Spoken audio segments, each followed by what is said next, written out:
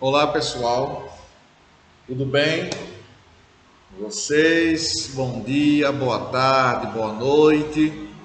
Espero que vocês estejam bem.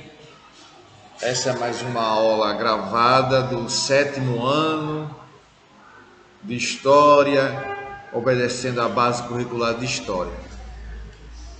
Desde a nossa última aula, nós tivemos a oportunidade de estudar o mercantilismo e como foi a evolução da expansão marítima na Península Ibérica.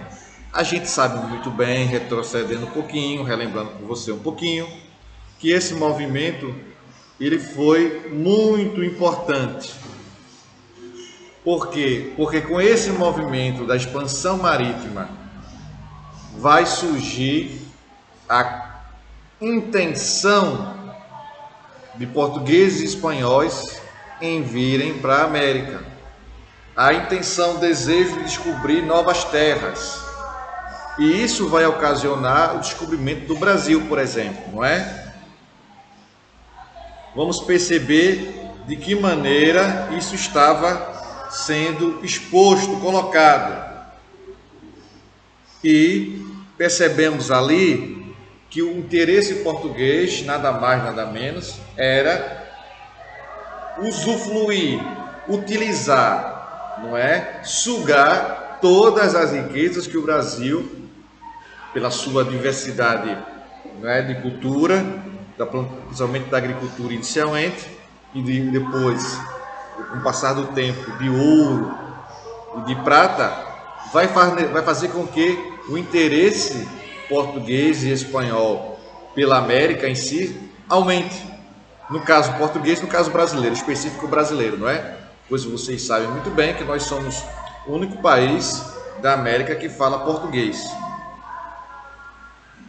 E essa situação vai estar em evidência, mostrando ali, por volta do século XIII, século XIV, além do Renascimento, a união de quem?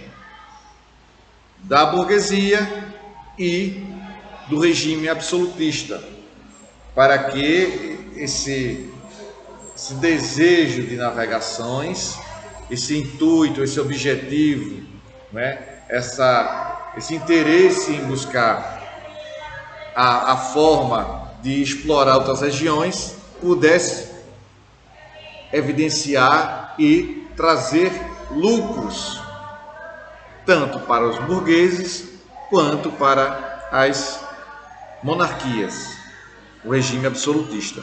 Então, o início desse processo de expansão marítima vai ser uma transformação em várias áreas, não é? Uma mudança radical ali. Essas novas rotas comerciais serão colocadas postas em prática. É importante salientar, importante mais uma vez falar, que foi preciso uma série de navegadores, não é, começar a ser colocados ali como pioneiros e serviram de lição para que os próximos navegadores que surgissem não cometessem os erros cometidos pelos primeiros navegadores. Então isso foi de suma importância, não é? Foi fundamental isso. E também aspectos como para essa navegação acontecer, unificação rápida da região, dos países, consequentemente definição das fronteiras, definição de quem vai ser o rei, uma burguesia mercantil interessada nesses investimentos, uma localização geográfica também muito favorável por parte de Portugal, por parte de Espanha, e os desenvolvimentos náuticos, não é? As cartas cartográficas evoluindo, esses fatores juntos vão fazer com que nações como Portugal e Espanha pudessem sair na frente. Pois bem, feita a introdução, vamos partir para o conteúdo propriamente dito. Perceba que sempre eu faço um resgate de um pouco da aula anterior, para você perceber que o conteúdo histórico ele não vai surgir do nada, ele vai surgir originado em alguma coisa, e perceber que existe uma ligação, uma relação entre um fato histórico anterior e um fato histórico posterior. Um fato como esse aqui, o mercantilismo na Península Ibérica, e você já sabe, né? Todas as vezes que a gente faz uma menção, toda vez que a gente fala sobre Península Ibérica, está se referindo a Portugal e a Espanha. Não é verdade? Isso, muito bem. E essa concepção aqui vai fazer com que essas primeiras navegações serão aquelas que vão chegar a propiciar o desenvolvimento das outras que vão vir a seguir dos primeiros navegadores. Os primeiros navegadores, como eu já falei, volto a dizer, servirão de lição, de aprendizagem para não seguir aquela rota daquele determinado período, daquele determinado dia, daquele determinado mês, porque o mar estava revolto, não é? Além daquelas lendas, não é? Que o mar, dentro do mar saía um monstro gigantesco que iria sugar aquele navio, destruir aquele navio. Pois bem, na página 160 sempre eu faço essa revisão, voltando a alguns conteúdos, alguns termos que são importantes a gente conhecer do ponto de vista histórico aqui. O mercantilismo na Península Ibérica. 160, abre o livro aí. Isso, vá lá, pegue o livro, estou dando esse tempinho para você fazer isso. Muito bem, pegou? Vamos lá. 160, sétimo ano, História. Assim como outras práticas mercantilistas, o metalismo foi bastante forte, tanto na Espanha como em Portugal. E as grandes navegações foram um instrumento achado para buscar metais, em especial ouro e prata em novos territórios. O acúmulo de metais definia a riqueza e o poder do Estado monárquico, além de ser usado para financiar novas navegações e, consequentemente, fortalecer os reis. O objetivo central, porém, era a consolidação do comércio, pois quanto mais metais disponíveis, maior o fluxo de moedas. A Espanha, por exemplo, além de buscar o acúmulo de moedas, tinha de garantir um equilíbrio comercial. Em outras palavras, teria de equilibrar a entrada e a saída de mercadorias, pois, se importasse mais do que exportasse, poderia enfraquecer o mercado interno e retardar o processo interno de industrialização. Ou seja, teria que importar, não é? Mais do que exportar. Se isso acontecer, teria não. Se importasse mais, se comprasse mais produtos do que vendesse mais produtos, fatalmente, iria enfraquecer o mercado interno. Tá bom? E retardar o processo de industrialização. Aqui, ainda na página 160, nós temos uma imagem que vai demonstrar para a gente aqui a junção, não é?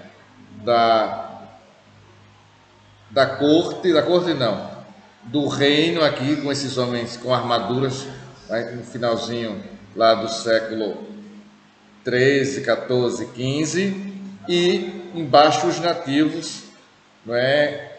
Em busca de metais preciosos. Aqui nós temos o índio, temos o europeu e temos aqueles que recebiam, não é, determinados recursos para estarem nessa empreitada, né, com esse objetivo de buscar invadir e colonizar a América e também dizimar. Não foi só flores, não só foi coisa linda, não. Alguns colonizadores realmente vieram para cá para destruir e dizimar. Aqui tem essa legenda aqui embaixo. A busca por metais como ouro e prata fez com que a Espanha invadisse parte da América e dizimasse os povos que ali viviam, não é? Que ali viviam. 161, página 161.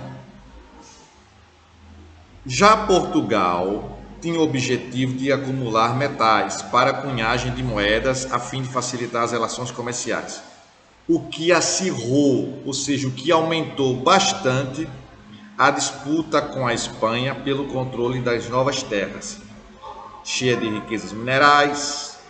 Bom, 161.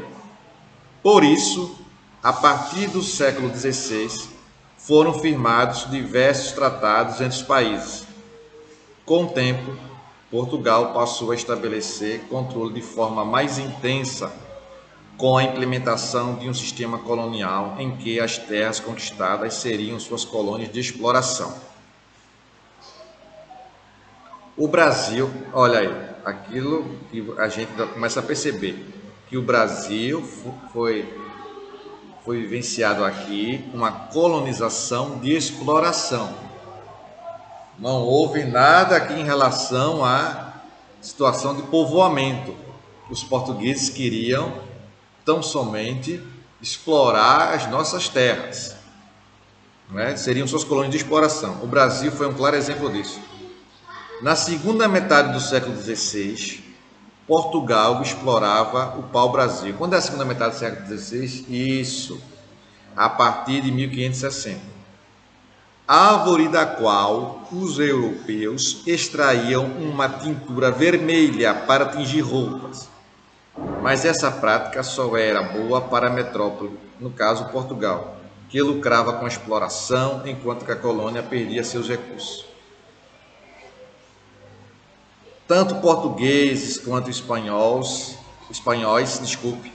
tinham desenvolvido outras atividades econômicas ao longo do tempo, como a pecuária, o mercado escravo de negros, a agricultura, entre outros.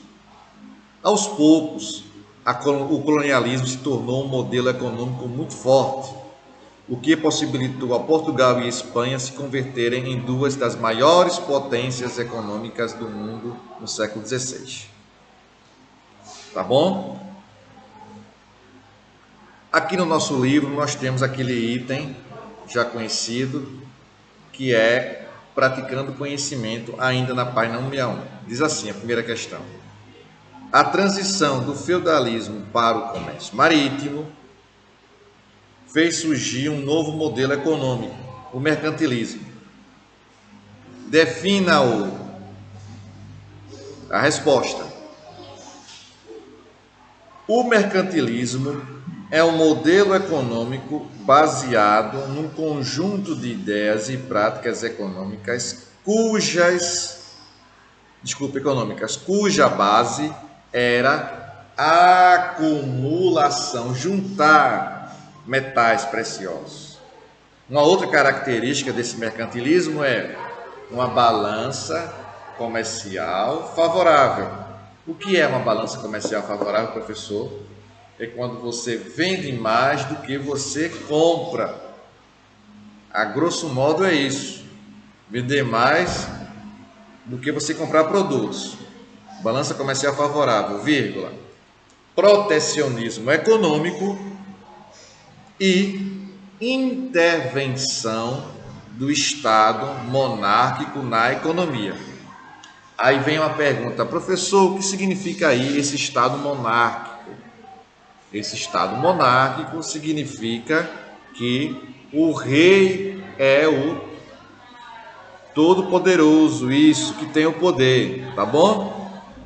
Vamos lá, segunda questão. Cite as bases econômicas do mercantilismo. Resposta: as bases econômicas do mercantilismo foram... Dois pontos. Isso, muito bem, preste atenção aí. O metalismo, vírgula, que determinava o acúmulo de metais preciosos, vírgula, como ouro, e prata, como ouro e prata. Ponto e vírgula. A balança comercial favorável. Ponto e vírgula. O protecionismo, vírgula, a partir do qual as nações desenvolviam políticas econômicas que protegessem a economia e as relações comerciais. Intervenção do Estado monárquico na economia, criando leis para maior controle. Tá bom? Indo agora para a página 162, nós temos aqui as práticas mercantilistas inglesas. Significa que os ingleses fizeram como os espanhóis e os portugueses. Também vão empreender, também vão colocar essa questão de navegar, de empreender e fazer a sua expansão marítima como prioridade, como uma coisa urgente, como uma coisa necessária. Perceberam? Pois bem, as práticas mercantilistas inglesas. 162. As práticas mercantilistas desenvolvidas na Inglaterra eram diferentes daquelas de Portugal e de Espanha. Em primeiro lugar, vamos ver essas diferenças aí. Os ingleses demoraram a iniciar seu processo de expansão marítima devido à Guerra das Duas Rosas. Aqui ao lado, no nosso link, nós temos o que foi essa Guerra das Duas Rosas. Foi um conflito travado no período de 1455 a 1585 entre duas famílias pela sucessão do trono inglês, a família da Casa de York, né, e a família Lancaster. Que essas duas famílias tinham um símbolo de uma rosa, tá bom? Prosseguindo. Além disso, voltaram às suas práticas econômicas para o chamado comercialismo, que consistia na exportação de seus produtos manufatureiros e têxteis. Esse modelo seria determinante para o futuro surgimento da chamada Revolução Industrial. Outro fator importante para o fortalecimento econômico dos ingleses era sua forte marinha mercante. Além das embarcações muito bem feitas, fortes e rápidas, de comércio marítimo, seguindo a sua linha de comercialismo, no ano de 1600, os ingleses criaram a Companhia Britânica das Índias Orientais, que serviria como uma estrutura para facilitar e consolidar o comércio inglês. Não é verdade? Ponto. Sendo assim, criaram entrepostos. O que são entrepostos? Locais ali onde poderia abastecer aquela navegação e ao mesmo tempo manter relação comercial com outras regiões. Em cada região ali está navegando e tem um entreposto. Para ali, faz uma parada, dá um descanso à tripulação e ao mesmo tempo mantém relação comercial. Vende produtos e compra produtos. Tá bom? Sendo assim, criaram entrepostos comerciais na Índia e na Indonésia. E desenvolveram bastante o comércio exterior, fortalecendo o Estado inglês. Repetindo, desenvolveram o comércio exterior, fortalecendo o Estado inglês. Já em fins, muito bem, isso mesmo, viu? Tá atento aí. Já em fins do século XVII, a Inglaterra caminhava para ser a principal potência econômica e marítima da Europa e, consequentemente, do mundo. O comércio marítimo estava bastante fortalecido e alcançava um espaço de relações econômicas extensas e interligadas.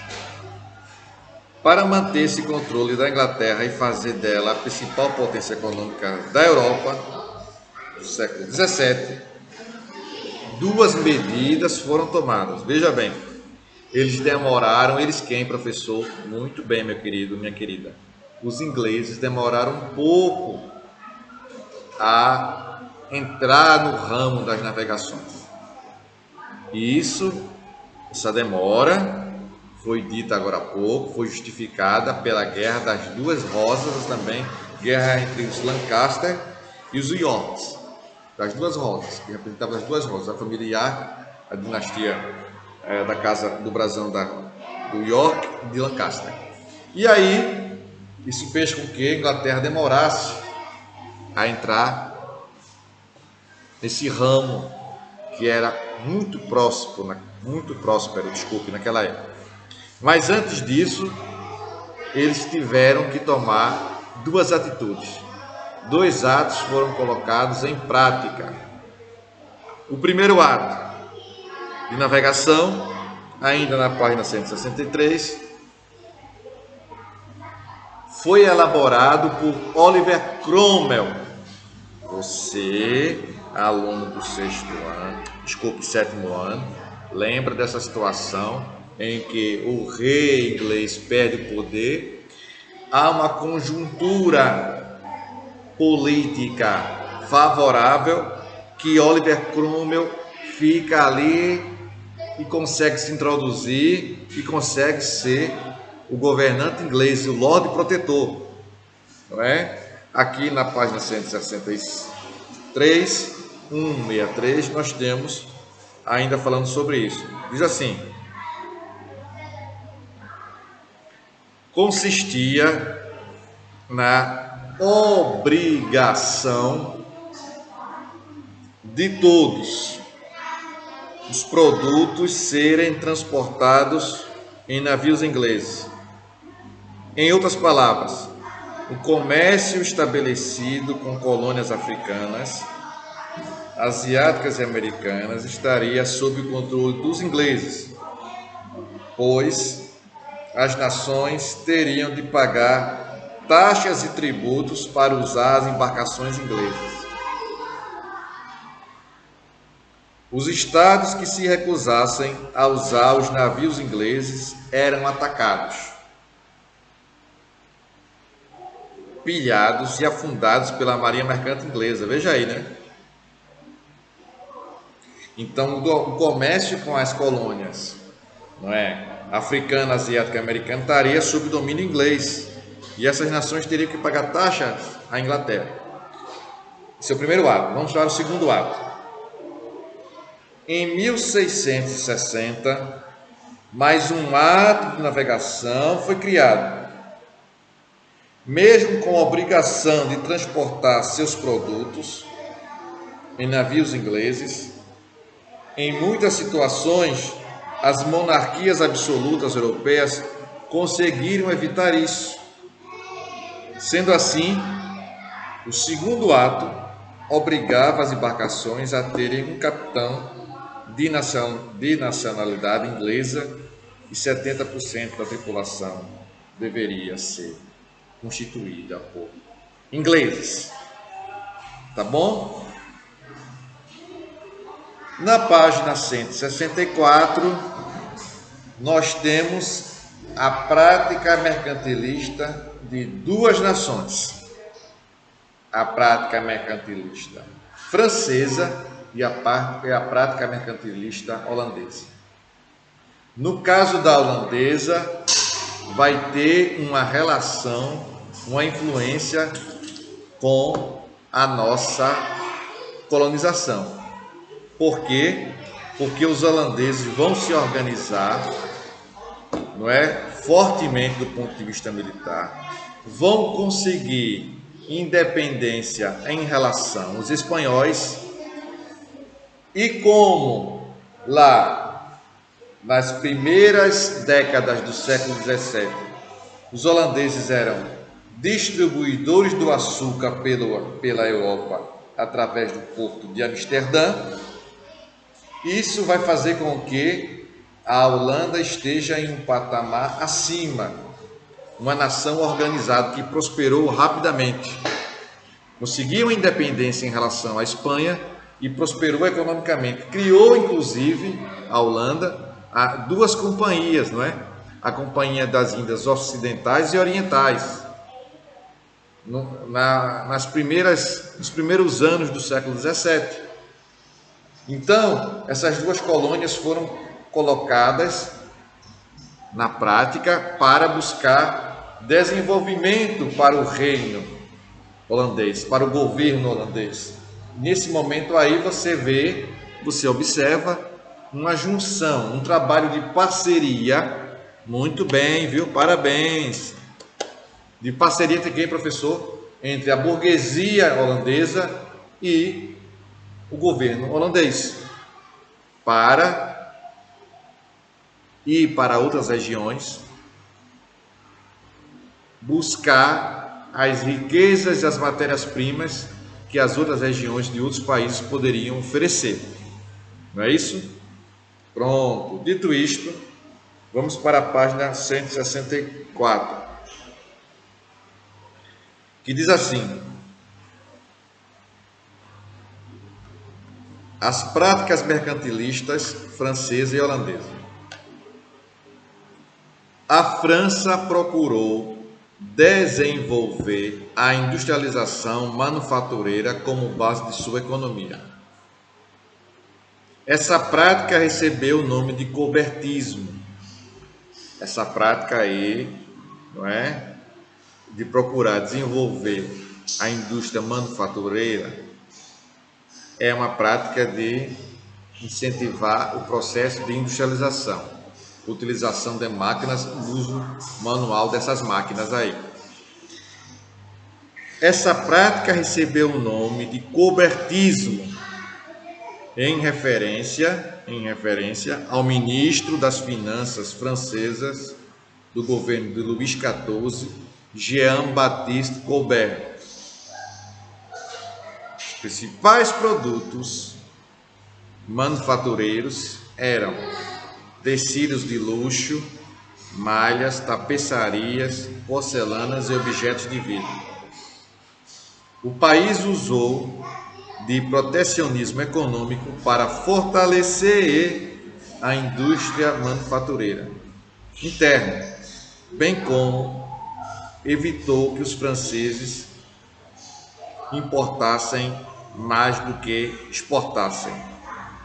Então, queria diminuir a importação, queria diminuir o número de compras que a França realizava e exportar mais. Ou seja, se a França exportasse mais, importasse menos, se vendesse mais produtos, presta atenção, se a França vendesse mais produtos e comprasse menos, ela iria obter, o chamado lucro. Quando você vende mais e compra menos, você obtém lucro. E a França tinha esse objetivo. Então, o ministro das Finanças, Jean-Baptiste Colbert, tinha esse objetivo, né, em mente, na cabeça dele, pôr em prática isso. Não é?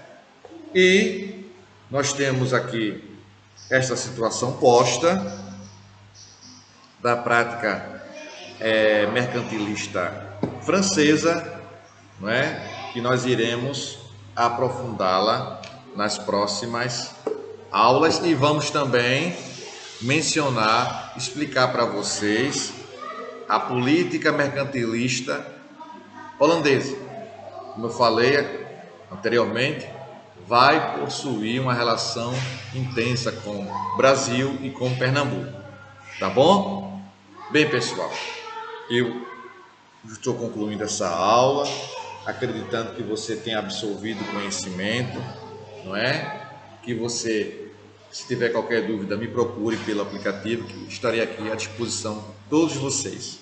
Um forte abraço, 7º ano, fiquem com Deus, se cuidem e até mais. Tchau, pessoal, até lá.